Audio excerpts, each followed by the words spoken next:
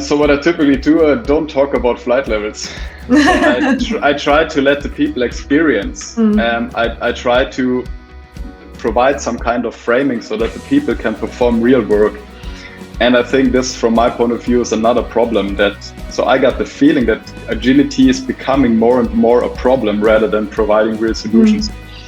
And I got the feeling that we have to go back, so to do real work and to do work which improves our working system. So in a way, we as a group believe in that these are good improvements. And I think resistance come from if I'm not part of any kind of system improvement activities. So if I don't have any stakes in design possibilities, and if I don't have, let's say, the opinion or the option to opt out, to say, no, I don't want to do this. And I think flight level is so open that you always have the freedom to say, either I'm going to be part of the new work system design, or if I don't like it at all, I don't have to participate. It's flight levels, it's like spices, for cooking. No matter what you cook, if you add a little bit, chili pepper or salt or whatever, your dish will be better at the end. So you don't have to change your cooking idea. Been trying to follow up and do stuff in that direction, because it's a great view of things. It's not a framework, it's not a blueprint or what, it's a way of thinking and looking at work, which is really helpful. Easily possibility to be adapted, that everyone can actually use it, each organization is capable of using it. I don't know if every organization it's kind of a big word, but yes,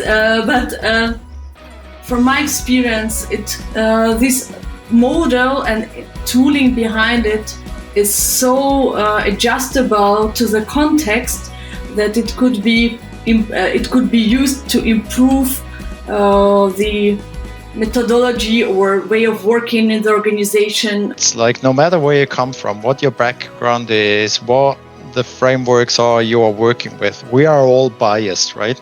And what I had to learn when I joined this community and the topic of flight levels, just to leave behind all my biases, like start from scratch, have an open mind and let it sink in, and then step by step learn to draw your conclusions over the time.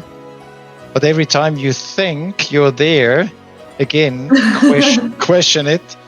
Is there a better way to improve what we do at the given time, and what should be the goal?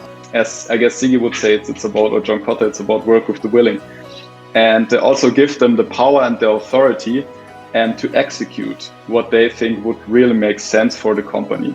And I think this is, from my point of view, one of the biggest benefits, because this is how to activate.